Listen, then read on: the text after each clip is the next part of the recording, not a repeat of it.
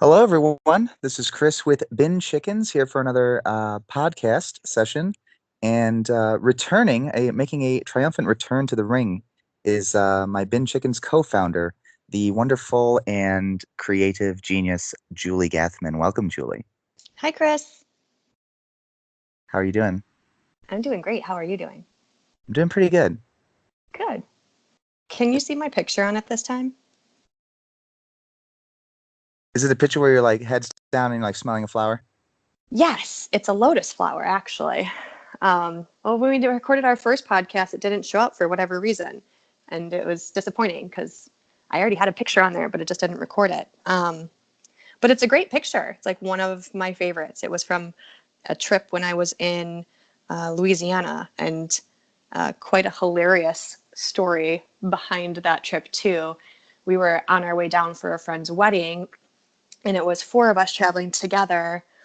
And we decided to take a day and go down like pretty far south to the bayou and just get a cool hostel place to stay and relax and do whatever. But it's hot in Louisiana all year round, but like super hot in the summer. So the hostel accommodations for the four of us were two bunk beds and one air conditioner. So the one air conditioner, the bunk beds were, I was on top, Tim was on bottom, and across from us it was Andy on top and Ben on the bottom. And the air conditioner went off in the middle of the night, just like turned off. And we had, been entertaining ourselves and maybe had a couple adult beverages. And so it's sweltering hot. I wake up and I'm just like melting. I'm so hot. But when I went to bed, I had put all these blankets on me because I really like to be cold when I sleep. But then it got hot. So I had these blankets on me from when I was cold and like wanted to be.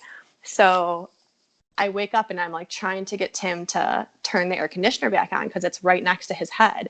So I'm like, Tim, wake up, Tim. And he's like, huh. And I was like, Tim, come on, do this. I'm like, you got to turn the air conditioner back on. It's so hot in here. he's like, okay. And then he just like goes back to sleep. And I'm like, Tim, wake up, please. It's so hot. It's like, you've got to turn the air conditioner back on. It's so hot. And then from the bottom bunk across the way, I hear Ben go, Julie, do you still have all the blankets on? I was like, shut up, Ben. Tim, wake up. Stay out of this, Ben. And I was so hot, but so tired. I couldn't even take the blankets off of me, even though I was like melting from the humidity in that room. So it was a really hilarious trip. And in the morning we had quite a good laugh about it, but Tim never woke up and he never turned the air conditioner back on either. So we just all suffered all night because there was no way I was getting down from that bunk. Let's be honest. Well, yeah, I mean, you weren't even in the shape to remove the blankets from your own person. So you definitely weren't moving. Some might call me a little bit of a diva. Yeah. Good story. Well, I'm glad that your picture showed up now, because I know you were really upset about it last time because you spoke about it ceaselessly. So I'm hoping now that can be an issue I never have to revisit again. I hope so. Well, for your sake anyway, but I'll talk about it if I have to. I know you will. So we did something Saturday. We went to Chirp Record Fair. We did. We went to Chirp Record Fair. We sure did. It was good. I enjoyed it. Did you enjoy it? I had a good time. I have not actually been to a record fair before. All my vinyl collecting has just been individual shops and online. So I was actually curious to actually see how this would match up with what I had in my head. And I was really confused, though, when we first went in because, we started on the lower level, or the ground floor, I should say. And there was it was cool that they had music playing, that they had artists performing. That was cool. They were selling, obviously food and beers and stuff and wine, and that was fun. But as far as the record crates on that ground floor, there wasn't that many. Mm-hmm. And I thought that was the main room. So at first I was really like, oh my God, is this it? Because this doesn't really seem like that. And then we went upstairs and it was like, oh, here's actually where the whole thing is taking place. because there was Right, a right. lot more vinyl in that room. So yeah, I had a brief little panic attack, but um, yeah, it was probably pretty much what I thought it might be. Just a bunch of people who love music and specifically vinyl, and you know, selling their wares in that medium. So, and then they had obviously a DJ set up on stage. They had some DJs spinning, and then that guy with the tap dancing and the singing. Yeah, the tap Got dancing. there. So it was a good time. I enjoyed myself, and obviously, as you were there with me, you noticed that I did obviously partake in the crate digging for Yes, virtually you the entirety did. of the time there. So I did find some things. I did score some. I'll always be able to Yeah. find this one record. So What did you pick up? okay, so I picked up Billy Joel's classic album, The Stranger. I did not have that on vinyl. Um, Excellent. my favorite song off that, because I am a basic bitch, is just the way you are. I'm just a sucker for that stuff. Uh, and I picked You're up. just a romantic, Chris. It's good. It's fine. No, it's just that I'm a basic bitch. Um, so I also picked up some Chicago house records, which I was surprised to find even the couple that I did find, because there definitely was not a ton of options there. Mm-hmm. You would probably know of none of these. No, I know you don't know of any of these songs by the artist names. You did perk up when I showed you Dangerous on the Dance Floor. I believe you know that song. I do know that song. And then I got some. Well, I was going to play a little sample of one of the tracks that I think you got to chuckle out of just the name, because it is kind of amusing. So I was going to play just a real brief little, like Yeah, literally like a second. So if you're cool with that, I'm going absolutely. to. Lay it on us. Okay, here we go. If you got a big old booty, say yeah. If you got a big old booty, say yeah. If you got a big old booty, say yeah. If you got a big old booty, say yeah. So that's big old booty. If you couldn't figure that out. Um, but yeah, that's the kind of stuff that when I was in middle school and high school at our dances, we were hearing that type of Chicago house music. So I loved it, but I know that that's an experience that not everyone in our friend group can say that they experienced. So Mm-hmm. I'll always have a soft spot in my heart for it. So I was able to pick that up, and I actually already have this particular record already, but I bought it like that was probably in my first couple years of record collecting, so it's still in pretty good condition. But this was like a still sealed copy from like '94. So I was like, for $6, I'm definitely just gonna. It's worth it to just re up on this. So Nice. I also picked up the first and probably only country record I will ever own. Oh, Uh, what is it? it's a little band called the Charlie Daniels Band, Mm-hmm. and obviously, of course, the you know the song that I mean, as far as I know, they're the most famous song is. Do you know it? Are you asking me? I know I've I heard of Charlie Daniels Band. I don't know if I could name their songs particularly, but I'm just really terrible at names, authors, titles. Like I'll probably know the song, but I'll have no idea that it was Charlie Daniels Band, or I know who he is, but I don't know that that's his song until you play it, and then I'm like, oh, I didn't know that he sang that. I'm just not good at that stuff. well, don't feel too bad, because a lot of people aren't good at it. Unfortunately, I wish more of you were. Just kidding.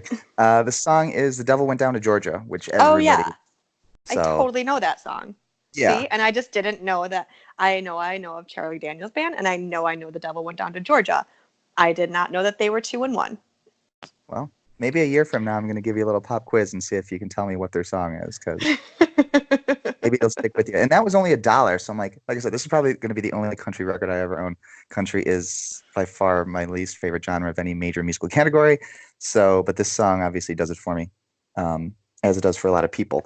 And then the last record that I wanted to play just a quick little snippet of, um, it was a record that I was on the ground floor that I came across early on in my digging, and I was like, this is the whole album. I really only know her for this one song. Is it worth it? I mean, $8 is definitely doable, obviously, but I didn't know how much I was going to be in for at that point. This was at the beginning of the day, so I'm a little more judicious early on, or at least I tell myself that I am. But I did end up coming back and getting this at the end of the day, because I realized probably my greatest goal for record collecting, and something that hopefully I never fulfill because I'll always be finding new music to love, I want to own every single song that I've ever liked to any good degree on vinyl. I've got a lot of these songs on CD for years, but I want it on vinyl. I need to have it on vinyl. So when I thought of it that way, I was like, I need to have the song on vinyl because it definitely passes my threshold of songs that I like. So I did end up going back down there and picking it up. So I'm going to hopefully get to the chorus when I drop this needle right away. Ooh. Let's wait. Let me cue it up. Okay, here we go. Hold on.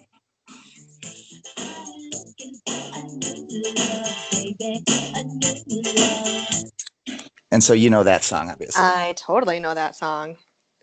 Yeah, so that's a little Jody Watley for you, and that's from 1987. So yeah, I walked away with 10 records, felt pretty good about it, and I also picked up a couple of cassette tapes, which a couple of vendors had. I even almost picked up an 8-track, as I was telling you that day. I just kind of wanted to just own. Yeah. Just Remember to I say. mentioned my brother-in-law sent me a small documentary that I need to send to you. I think it's about a documentary that was made here in Chicago, like in the late 80s, early 90s. I didn't get the whole thing yet, but I plan to watch the whole thing. And it's about an 8-track fair that happened in Chicago. And it's like the little 2-minute snippet that I saw of this, the clothing alone that these people were wearing was enough to entice me. I'm like, yes, I must watch this. I must.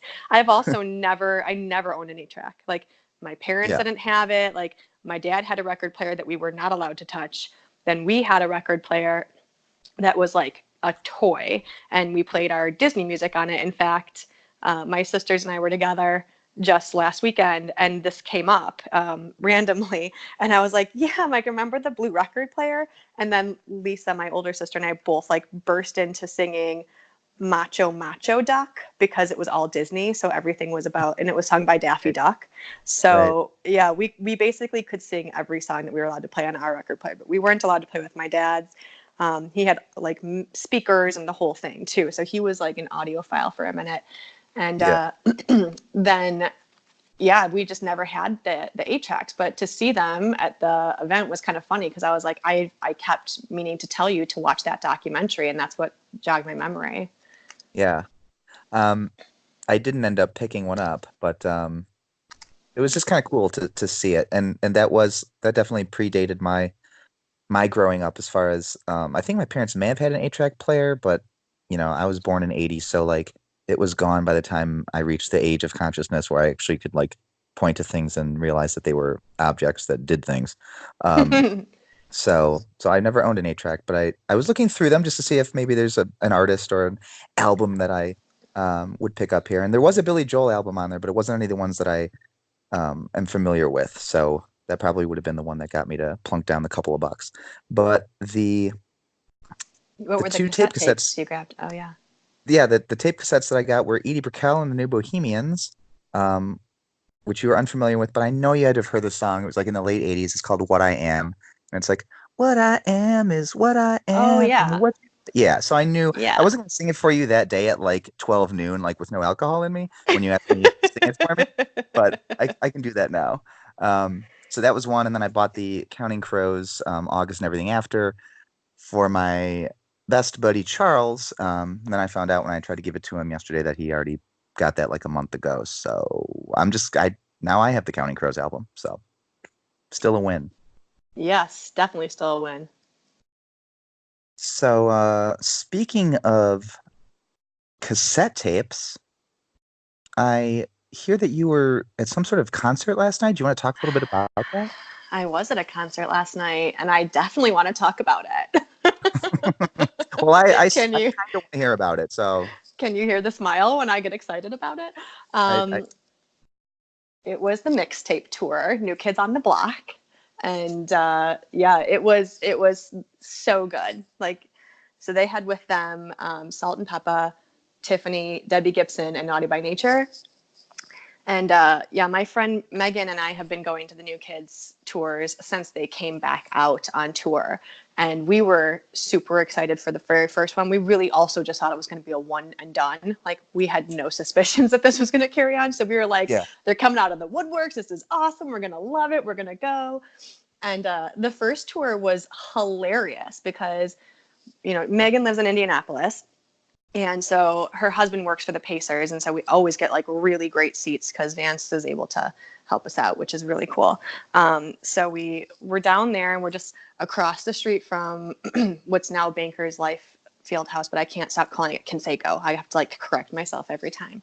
So we're across the street at the pub, and we're just like having some food and drinks, and we're watching everyone as they're going by outside. All these girls are decked to the nines in their 80s gear, and like everyone's living it up like with their old New Kids on the Block shirts and stuff.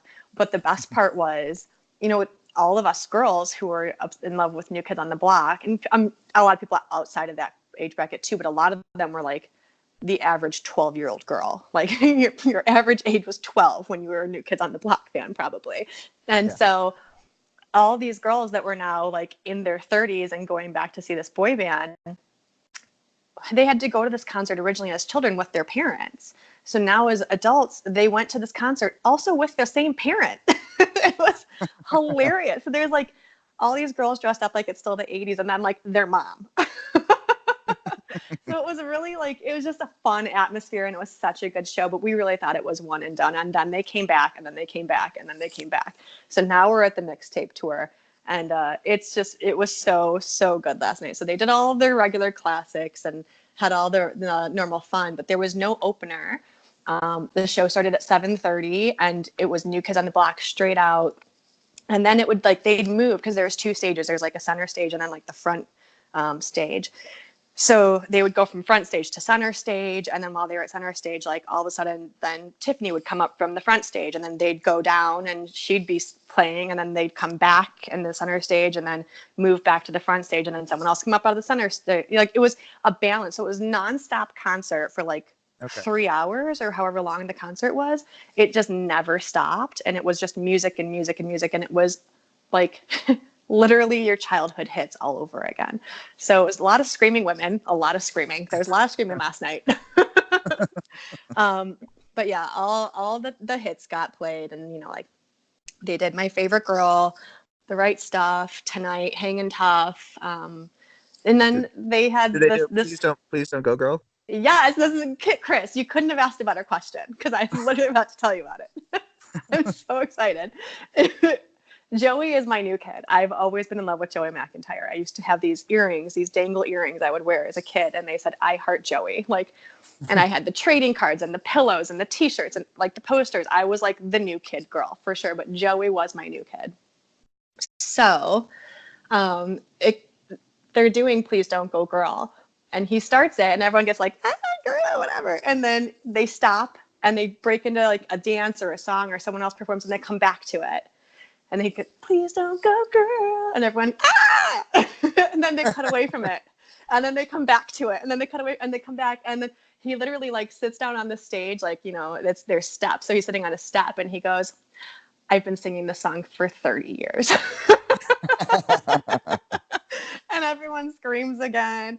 And then he's like, "But Mick Jagger just turned 73, so I hope you'll let me sing it for another 30 years. And like, That's of course, yeah, it was so good because they made it as long as they possibly could by breaking it up. And then he's like, "I've been singing it for 30 years." So it was such a good show. We really loved it. It was just great to be out with the girls and like do our thing. And, you know, it's always a good time. But yeah, then they did like, they really played into the audience, and they had in the middle, they broke into like this medley where they had the Indianapolis Pacer Pacemates come out. So like the Pacemates were doing a dance with the New Kids on the stage, and they were doing like, they were just playing the music like for 30 to 40 seconds of each song, but it was like Cyndi Lauper, Girls Just Want to Have Fun, goes into Whitney Houston, I Just Want to Dance with Somebody. Pour Some Sugar on Me, Bon Jovi, Living on a Prayer. Like, they're just hitting them all, like on all cylinders. They're just firing them at you, and like everyone's just singing along and pumping their fists, and like it was that concert for sure. So it was really, really good. And I have to say for sure, like Naughty by Nature was awesome. They were so good. Like I was so impressed. So you go ahead. No, I was gonna say, I think that you need to go to this show. Well, I think you need to go see it. You sent me like a 50-second video clip when they were performing Hip Hop Hooray, and I was just like I saw them on the bill, and it was just kind of like whatever, but then like hearing it, it's like, God, this song is so good. They had like their songs were real. They had some really good fucking songs. And that like your video definitely made me want to like I need to go see this tour. Um, it's just going to be difficult with the timing because it's on the night before our Bin Chickens record fair and then the night of the Bin Chickens record fair. So This is true, but you know what? I'm willing to do it for Joey if you are. well, I know that's your sole impetus, so which is fine. I'm just doing I this for you, Chris. I think you need to go, but I'll be there to support you and, see Joey. yeah, and oh, by the way, see Joey McIntyre. I'm holding the Hangin' Tough album in my hand. I do have Hangin' Tough on vinyl, and when I went on their website today, because then after you sent me that video, I wanted to know the set list. And although it just happened last night, I thought maybe there's some, super ambitious, bright-eyed, bushy-tailed squirrel that got up this morning and uploaded the set list for the show. Because I wanted to see like actually what you heard. But they didn't have that, but there was a set list from like one of the earlier stops on this tour. But on the New Kids website, it was also saying something about there's supposed to be like a 30th anniversary like reissuing of the Hangin' Tough album, like a deluxe edition. So I'm kind of curious to see what kind of, because usually they'll put extras like demos or outtakes or live versions. So I'm kind of curious to see what that's about. But so I did see the set list for one of those other shows, like I said, and so like, and I have a lot of these records that their biggest hits. Like I've got Tiffany's "I Think We're Alone Now," as you know. Mm-hmm. I've got Debbie Gibson's first album, or whichever one had like "Only in My Dreams" and her couple of other big ones. I've got Salt-N-Pepa "Push It" on vinyl, and I actually think that's the only one that I have from Salt-N-Pepa. But they played like "What a Man" and Yeah, and you told me I hadn't even heard it, but they kicked out Spinderella, and yeah, they still crushed it. They still, just the two of them, like nailed it. yeah, It was so good, and everyone who doesn't love like Salt-N-Pepa, they're classic and they're so talented and they haven't lost a step. Like it was good. The whole concert, like I could say the same thing about Tiffany and then about Debbie. Like there literally was not a moment where you're like, that was bad. Like you're like, no, this is good, this is good, this is good. So yeah. anyone who hasn't bought their ticket for the Chicago show yet, I highly recommend that you get on that because you don't want to miss it. You want to relive this moment of your life with all your girlfriends again. And I think it's going to be probably, I don't know, 2 nights in Chicago. So Lord knows Yeah, what they're going to do. They're going to mix it up somehow. I think it was originally just scheduled to be a one night thing, and I think there was such a demand for it that they added the second show. So Yeah. that's There's a pretty. demand. I demand them. Yeah, that demand is just coming from Julie Gathman. That's not even talking about the legions of other fans. Well, I'm glad you liked so Naughty by funny. Nature. I'm Yeah, glad you did it I fun. liked everything about last night. It was great. It was really good. So yeah. Excellent. What else did we have on the docket? Did we have things on the docket? Well, Can you spell docket?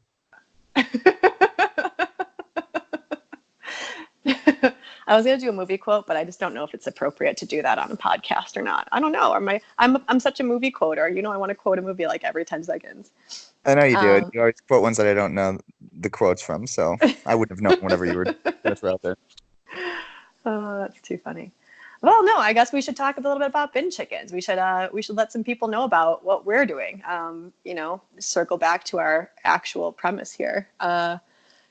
So bin chickens we're plugging along here. We're excited. The podcast is obviously what's going well. We've got people lined up. We've got the schedule booking out for up to the end of May. We're going to have a lot of people that are coming up of interest. Trying to bring in people from across the country. Like I don't want to just stick to I want our local community for sure, but music is such a regional thing too. Like it can have such special areas of content that I think it's important that we touch on all of them because people have musical interests all over the board. And, you had just done a podcast with Matt about all punk rock. And although I'm not very good at having the banter that you can have about music, I was so jealous of listening to that podcast because I have such a punk rock at heart, girl. And Bay Area, California punk rock was my genre. Like that was my niche market when I was a teenager. I was like all in on Operation Ivy, Rancid, into Green Day. Like that was where my interest lied. So it was so fun to listen to someone who was living there talk about it too. Yeah. So yeah, and then we're gonna have coming up soon too a podcast host who is, he just hosts music podcasts, so he'll have like a lot of intellect to bring too. So that'll be fun. But keeping things moving, and we want to bring in all of our vendors to interview so that the Bin Chicken audience can hear from who's going to be there and what they're going to be bringing, and prepare and look up their websites and check them out and know. But we're also still wanting to bring in like private sellers, like, so anyone who's out there who has a collection that you sell from, you don't have to have a store. We are looking for you. We want to make this an experience. I was just on the phone with a guy from Michigan today who's interested, and we were talking through a few things. So yeah, I hope that we really bring some, diversity and exposure to a lot of people that deserve it in the city, and build community, because we're working with the Musical Arts Institute, and these kids, we're raising money for this nonprofit down on the south side. Chris, you and I were just down there a few weeks ago and got to see them, and I mean, tell me you weren't blown away by what we saw. Like, these kids were awesome. That was that. I wasn't sure what to expect going in. I was trying to manage expectations, but they blew me away from the first note. So that was really cool to be there and see them perform, listen to them perform, and it got me even more pumped about the event and having them there and performing, like 45 minutes, an hour of their jazz music. So that's going to be fun. And we'll do an interview with the Musical Arts Institute, but their whole platform is that they're teaching music to kids, and they're giving them the skills they need and the ability to attain college scholarships, but then also helping them to achieve longevity with careers in music on top of that. So they're a fantastic organization. We're really excited to be a part of it. And actually, Chris, you picked our charity, so kudos to you, because I was on board for the second you brought it up, but you found them, and you're the one that threw that out there, and I think you did an amazing job at that. Well, I think you're 100% accurate when you describe the job I did as amazing, and you even actually undersold it a bit. I don't know if you used enough superlatives, but I do take your kudos. You're welcome. It was great of me to do it. So.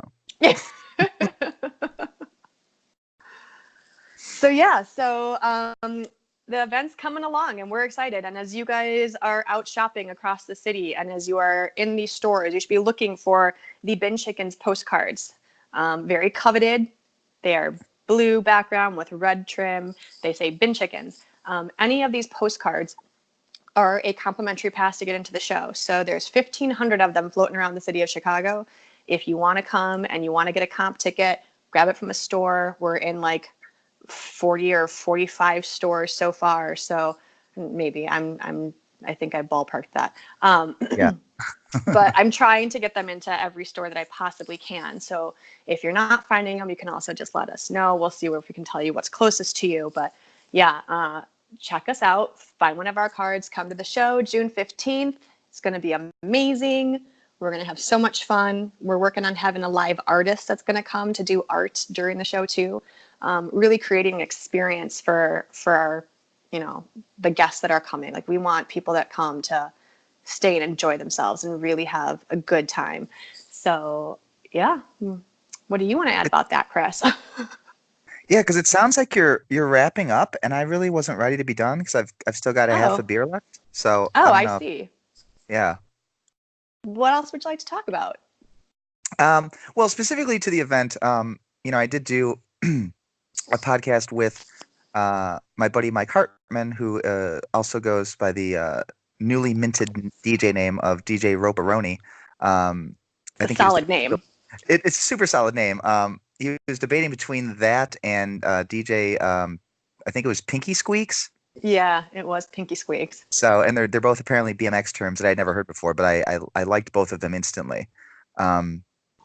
So he is going to be most likely doing, and this is all subject to change, of course, but he's most likely going to be doing a hip hop flavored DJ set. We're gonna have Bloodshot Records, right? Yeah. That's the local label that's gonna be also Yeah, we're some stoked about having them. yeah. They're gonna be spinning some rock and or country, I believe. Probably a I think a mixture. mix of both. Yeah. Yeah. Um, so then I'm gonna be performing. I'm gonna just be playing garbage. And then Wait, the band? yeah, no, it's just yeah, I'm just gonna be playing their album just front to back. So not gonna be a lot of actual Best technical. DJ set ever. Yeah, yeah. I'm just gonna let, Shirley and the boys take you home there. Um, You're gonna do electronica. Like you can do you. Like that's what you do. yeah. Yeah, no, I'm gonna be playing some break beats and some fun stuff and just kind of an eclectic electronic mishmash. Um, and I don't know, did you want to get into the other DJs and what they're gonna be maybe playing? Because we haven't Yeah, really been go able to. down. Go ahead and go Okay. down. So I'm gonna try to remember all of their names. Is it DJ Scenery? Is that his DJ name? Scenery. Yep. DJ Scenery is gonna be there. This guy has opened for The Roots. He's opened for Wu-Tang Clan at House of Blues. Like this guy's got a legit resume. So last I talked to him, he was, kind of debating between doing a hip hop set and or doing a house set. So he's, because a lot of these, if you know any DJs, they love music in general. So they're never just really tied down to one specific genre. Um, so he was just going to do one of those two, and then we've got um, my other buddy named Mike Santillano, also known as DJ Cranky. He's going to be he's going to be throwing down that day. More of like an EDM flavored house mixture. So that'll be fun. And he's also very good. I've been lucky enough to have been to at least like I don't know 5, 6, 10 parties over the years where he has just thrown down wicked house sets. So I always love watching him play. So I'm personally stoked about that. I mean, I'm stoked about everyone. And then We're gonna have the Musical Arts Institute. The kids are gonna do a jazz ensemble for us. The jazz ensemble is going to perform, so they're gonna do a jazz set for us, so which that's is gonna what be we got to go sample, which is what impressed us both. So that's gonna be fun. And then DJ Tony Tricks, correct? Yeah. He's gonna be throwing down a deep tech house set. So I'm actually, again, very personally curious about what that's going to sound like. I know that, you know, Julie, you're definitely not going to be able to tell the types of the subgenres of house apart because I can barely tell them apart sometimes. Everybody has their own interpretation of what deep house is, what tech house is, what hard house is. So I'm curious just to listen to him perform because I know he knows his shit. And so I like learning more about music in general, house in particular. So I'm gonna be like a kid in a candy store. I'm gonna be struggling to like be listening to the music that's being played while I'm also trying to dig through the crates that are being brought by our vendors. It's gonna be a good problem to have though. Also, balancing my beer is gonna be another part of the equation that I'm gonna have to try to really nail. But It's going to be a good day. Like I couldn't be more excited about what you and I are creating. It's a personal achievement, but it's bringing community and it's giving back to community. And I just think that, anytime you can make something, it doesn't matter how big, small, or anything in between that it is. If you make something, it's special. And I'm already really, really excited about how this event's going to turn out for us. So I think it's going to be pretty great day. And Julie, then we're going to do it again in fall. So yeah, get on board, everybody. We're back again. Train's about to Backstreet's leave the back. station. All right. I did want to also give a shout out to, yesterday I'd mentioned, some of our beloved Aussie friends, Richard and Stina and Max. But we're lucky enough, we're privileged enough to be entertaining, hosting two of our other beloved Aussies, Yes. and Megan, who are going to be making the trip all the way across the pond to join us for this event. In addition to other things, obviously, I would never be And so if bold. we have people coming in from Sydney, you can certainly make it to River North from whatever neighborhood you live in. That's a great point. Well, we should also Yeah. point out too that it's centrally located in the heart of the city. Like we are literally tapping, one of the most neutral points of Chicago, with a great atmosphere around it. It's right off of the Red Line, so it's easy for transportation to get in. It's going to be a really good day, and it's a brewery, so like get some beer. And every purchase ticket from online comes with a complimentary drink at the bar. Rock Bottom, who's hosting us, they will be donating a portion of all of their bar sales from that day at the event to the Musical Arts Institute as well. But yeah, like getting in there shouldn't be a problem for anyone. If people can come from Sydney, you can come from Andersonville. Throw out Yeah. names. Yeah. Pilsen, Buena Park, Hyde Park, Pilsen. Well, I already said Pilsen. Darn it. Carol Stream. And Pilsen. What you were saying about like anytime you create something like it's special, blah blah blah. It made me think of a movie that I don't know if you're familiar with. Oh, It's a John Cusack feature. It was filmed, crazily enough, here in Chicago, you called don't say. called High Fidelity. And I'm not sure if I don't. I mean, we talk about movies all the time. I can't believe this has never come up. Are you familiar with the movie High Fidelity? I've seen it once or 200 times. Who knows? Who Okay, knows? somewhere in that range. But no, what you were saying, it was like when Laura was talking to Rob when he was freaking out about her throwing that record release party for the Kinky Wizards. I stole your mom's wheelchair.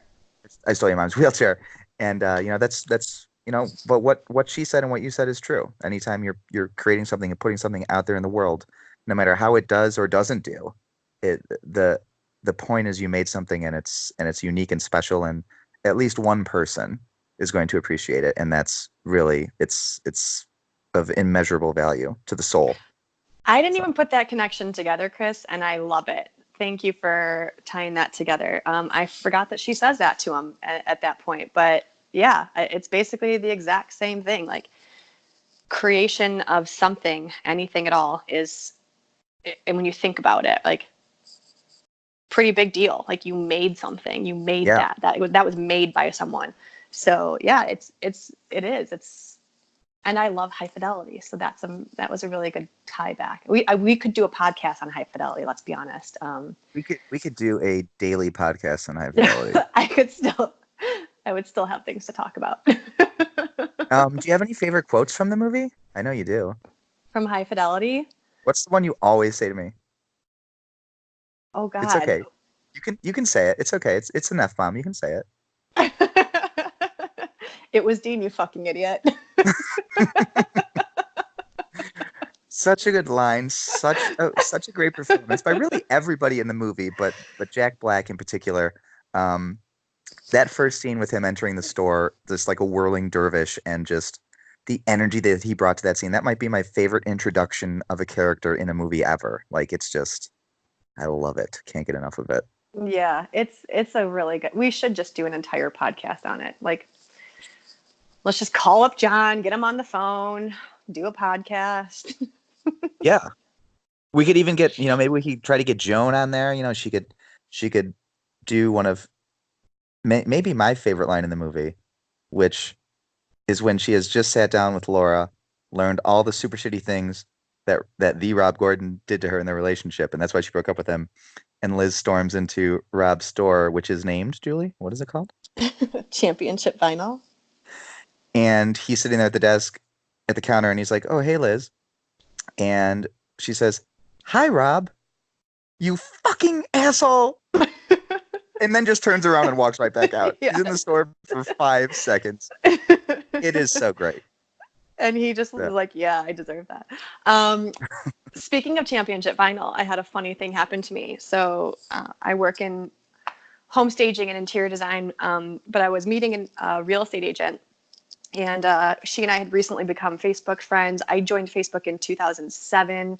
And I was living in Hawaii at the time and working out there. And it's not like I was like trying to be conspicuous, like inconspicuous or anything. Like I just didn't want to put on there what I was doing. Like I just wasn't certain about this platform or what it was or anything. So I was like, I'm just not going to put too much information out there. So when it said, "Where do you work?" I said that my job I listed that I worked at Championship Vinyl and that my job was I'm an autobiographical record elitist. So this agent and I recently became friends on Facebook. And when I walked up, because when we do consultations for staging, you might get one of 3 people from our company. And she saw me. She's like, "Oh my gosh, I didn't think you worked there anymore." And I was like, "Oh, why? Why would you think that?" I'm like, nothing's ever changed, and there's no. I'm super happy with my job. Why would you think I don't work there? And she goes, "Well, it says on your Facebook profile that you work at a record store." I was like, "Oh God." I was like, "Well, that's just a reference to one of my favorite movies." And I was like, I don't really just autobiographically, sort records all day. But you do stack them on top of each other flat-wise, which is really bad for them. You shouldn't stack them like that. I mean, shoot, I can stick around and help if you need it. So yeah. But we should do a high fidelity podcast. I think it would be entertaining for you and me, maybe. I don't know if anyone else cares, but you and I can have a great time. Oh, you're right on both counts. It'll be entertaining for you and me, and literally nobody else will give you shit. So, but that's not going to dissuade me. So I'm still down. I'm in. All right. Well, if you're in, I'm in. Okay. Well, as long as you're in the committing mood. Oh God. Yeah, I'm going to spring something on you here, Julie. Now, as I understand it, you currently own 0 vinyl records. This is true. So, well, it's a tragedy is what it is. It goes beyond truth. It's a straight tragedy. What I'd like you to do, if you have the stones, is to commit to buying a single record at our event. Doesn't have to be, could be whatever the hell you want. It could cost $1, it could cost whatever. But I feel like it's kind of critical that you partake in this time-honored tradition of looking through at least a couple of records and finding something that you are willing to plunk down money for and walk home with. Well, I hope someone brings a Titanic soundtrack. That's where you're going with that, huh? Because I will buy that vinyl. You'll buy the shit out of the Titanic soundtrack. In fact, I have already once purchased the soundtrack to the Titanic on vinyl, haven't I? How would I know if you did? I believe it's in your collection, isn't it? Oh, that's right, because you were kind enough to gift it to me. And do you want to, relate how that came to be? Yeah, for sure. So, okay, Tommy. Shut up, Tommy. So Chris and I have started this thing a couple years ago. It was actually 2 years ago because we've only done it twice so far. Where we have almost no movie or cinematic taste that overlaps. Like very, very limited selection of things. But the ones that do overlap, I like good movies and she likes bad movies. The ones that do overlap are pretty darn good. So let's at least preface this. Like, we do have good taste, but they're just not all the same. So we decided that we'd each pick a movie for the other that they had not previously seen. And I don't like guns and violence and shooting and blood, and I just don't enjoy any of that stuff. So I've seen almost nothing that Chris wants me or ever asked me, have you seen that? It's like, no. The answer is no. So that year, 2 years ago now, Chris chose that I was going to have to watch Scarface, and it was damaging for me. And I chose for Chris that he was going to have to watch Titanic for the first time, which in some world and universe, he was able to not see this movie when it was out. So it happened to also fall on the 20th anniversary of the re-release of Titanic in the movie theater. So we went, I took him to the theater. Mind you, I told every person we spoke to at the theater and everyone in between that Chris had never seen it, because it's just mind-blowing that you had not. This is true. I can vouch that you did it. I was there when she did it. Walked in the door, this guy hasn't seen Titanic. Ordered a beer, What? this guy hasn't seen Titanic. Get out of town. We were also one of like 4 people in the movie theater. 2 of the 4. We were 2 of them. There wasn't a big turnout that day. It wasn't a massive turnout that day, but we sure enjoyed it. So Chris, begrudgingly is going with me, and he asks me as we're driving there, he's like, oh, how many times are they going to play that Celine Dion song? And I was like, I think just the one time at the end, like just once. So we counted. Well, we didn't intend to start counting, but the first time that the little flute instrumental starts, do do do do do do do do. That's a pretty good. You're kind of an accomplished flautist. Thank you, thank you. So we're in the movie, and within like the first 20 minutes, we've heard it maybe once or twice, and so I'm like, oops, oops. Oops. It keeps happening. So I starting to count, and I'm like, oh my gosh, what did we say? We got to like 18 times that they played. It was in the teens. Yeah, it was in the teens. It was much more than I expected it to be, but still it's a good song. No one cares. It's Celine Dion. Celine Dion's back on tour this year. She's coming to Chicago in December. Do you have your tickets yet, Chris? No, they're not on sale yet, but I've got like a email alert set up so that I know as soon as they go on sale. Oh yeah. Also, I don't know. Maybe they're already on sale. I don't want to, people should go check that out. This could be completely unreliable information. They'd be like, but that asshole from Bin Check said they didn't go on sale yet. Yeah. So yeah, good stuff. Good stuff out of Titanic. Oh, but then to commemorate that, and it was fun. It was a fun thing to watch you hate Scarface for its full 2 hours and 48-minute running time, and it was cool to go to the theater and watch Titanic with you. So to commemorate that, you were kind enough. It was around Christmas time to purchase the Titanic soundtrack on vinyl and gave that to me, which was really, really sweet. Yeah, I did. I am sweet. So, well, let's not get carried away. Have an interesting, interesting to me, maybe not to you or to anyone else, but as you were talking about how many times we were counting the Titanic song, the My Heart Will Go On, showing up throughout the movie, I just realized something that connects the other movie to your love of punk music, and maybe you don't like this particular pop punk band, but I did just learn something today. I don't know if it's 100% true or if it's just one of those, like, there's a couple theories floating around about how Blink-182 got its name. Oh, I don't know this. So, and do you like Blink-182? They're definitely I like popular. them. Yeah, I like them, but I'm a radio listener, so I like Blink-182 because they're on the radio, and that's, Okay.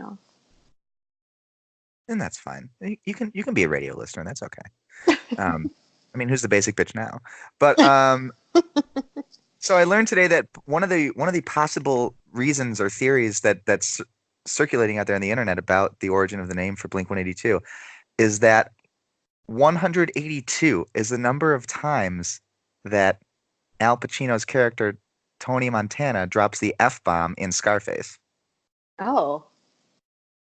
So, which it's weird, right? Like, I'm sure there's a lot of those situations in people's band names or like things that we don't know, we don't understand all the time. Like, that I once heard that Nickelback got their name because the lead singer a refund for a piece of bubblegum. Yeah, I know, Julie.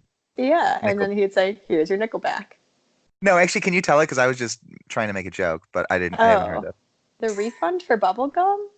Because that would be like 5 cents, like Bazooka Joe, Nickelback. So I don't know what you're talking about. I'm gonna continue with mine. Yeah, just forget I said anything. I've already forgotten it. Good. I'm embarrassed for you. No, I heard, I believe on the radio, so whatevs, it is what it is, that the lead singer from Nickelback used to work at a store, and whatever people bought regularly, like whatever the item was, like there was always 5 cents change. So he'd take the money and he'd go, and here's your Nickelback, and here's your Nickelback. And that's why they got their name. So I think there's probably a lot of bands out there that have like intertwined these things. I mean, much to the point of why we called it Bin Chicken's Vinyl Fair. Because we intertwined a personal, little ism for us. Yeah. Yeah. And you know what? Not going to get too deep into this because I really have not thought about it much before, but I don't understand all the hatred for Nickelback. I don't. I don't either. I think they're fine. We were all singing that song. We were all loving that song, at least singing it when it was big. So get off their case. Live and let live. Let Nickelback live. But also, I know none of their catalog, so maybe they are actually super shitty. So if that's the case, then, flame on. Just bury these guys. That's fine. I don't know.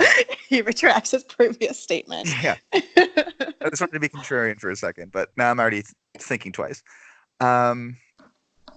So, yeah, I think I think maybe if you wanna end this now, I think maybe that's a thing we can do. Yeah, I'm fine with that. Okay. Well, don't sound so dejected. I liked your presence here the second time. I think you sell yourself short when you refuse to appear on the podcast because that's not your thing. I think you would have been great on the punk one, and you were great on this one. You were great on the first one. So keep Well, keep that door open. I won't shut the door. I did acquiesce, as I told you today. I would do this one, but we'll see. You know what I really want to do is connect the women in vinyl together. And there are several stores across the city that are women run, and I want to get those women on this podcast. And maybe we can do a all women podcast and then really Yeah. show our music wow factor to everybody. But yeah, I'm, as a business owner myself and a woman who just finds other women engaging and I like supporting small businesses. That's one thing that's definitely on the radar for me. We're going to get these women up there and just give them a platform and an audience that allows them to shine too. Well, actually, I would be for that in support of it, but how am I going to be able to mansplain if I'm not even on the podcast? No, but all kidding aside, I I'm think that's hanging up on you now. good. You should. No, that sounds awesome, and I can't wait for you to actually put that together because I would be really interested to hear that go off. So Yeah, we're working on it. I got a couple women in talks, so trying to get that finalized. I think it would be a really really fun day or podcast. Sorry. yeah, yeah. Well, you should be sorry. Um, are you going to commit here and now to buying a record on our at our event? This would make me. This I would commit. good. Okay, this would make my heart happy, Julie. So I commit. I'll buy a record. It's probably going to be John Denver. Let's be honest. well, okay. So you just took the surges of joy that were in my heart and you kind of muted them. So, but that's fine. That's fine. As long as it's vinyl, even John Denver, I'll be happy about. So, uh, well, yeah. Well, all right. Well, yeah, thanks for showing back up. This was fun. yeah, my pleasure. Thanks for having me back, and we'll look forward to your future podcast, Chris. Well, I will look forward to recording them. Mhm. So, you have a good night. I'm gonna maybe go down to Burger King and get those spicy nuggets because they're really good. Oh, wait. Wendy's brought their spicy nuggets back, Yeah, right? Chance the yeah, Rapper was involved in that somehow, I heard, yeah. He on the was. radio. Yeah, he was. It's Did like this all happen like yesterday or 2 days ago? I was confused on the timeline. I saw the headline today. I didn't click the article. It was enough to see the headline that said Wendy's to bring spicy nuggets back. And then like, I was like, okay, I don't need to fucking know how or when or why. Just that they're back. So Yeah, they talked about it on the radio this morning. I was listening as I was driving back to Chicago from Indianapolis to a lot of the recap of the New Kids on the Block mixtape tour. That's what I was really listening to. And then someone mentioned it came up in their conversation that Chance the Rapper had tweeted some affirmations and like he said, maybe I'm gonna make them up. I don't know what they really are, but on Twitter he'd put like, I'm gonna, have a good day today. I'm gonna have a good day, and I hope that day is today. And I'm gonna, brush my teeth, and I hope that day is today, or whatever these affirmations are. And then the last one was, and Wendy's is gonna bring back their spicy nuggets, and I hope that's today. So that's so Wendy's, of course, caught wind of it, and they retweeted Chance, and then they said if we can get 2 million people to like or retweet or whatever, then we will do it. And I guess it was like no problem. It happened ultra fast. So Chance the Rapper is responsible for your happiness. that's why. I mean, I'm giving extra respect to Chance today. I've already enjoyed his works. So this is just like a sends me, over the moon. So I was tagged in it by like two friends today. One of the threads on Facebook about the spicy nuggets return. They never should have left. Wendy's, you done fucked up, but now you done made right. So this is a good day. I'm gonna get you a shirt that says "I only love my mom and my nugs." I only love my nugs and my mom. I'm sorry. All right, get off my phone. I gotta go. Okay, This well, has gone too far. we'll we'll be talking to everybody soon. So take care. Okay, bye bye. Okay, bye bye.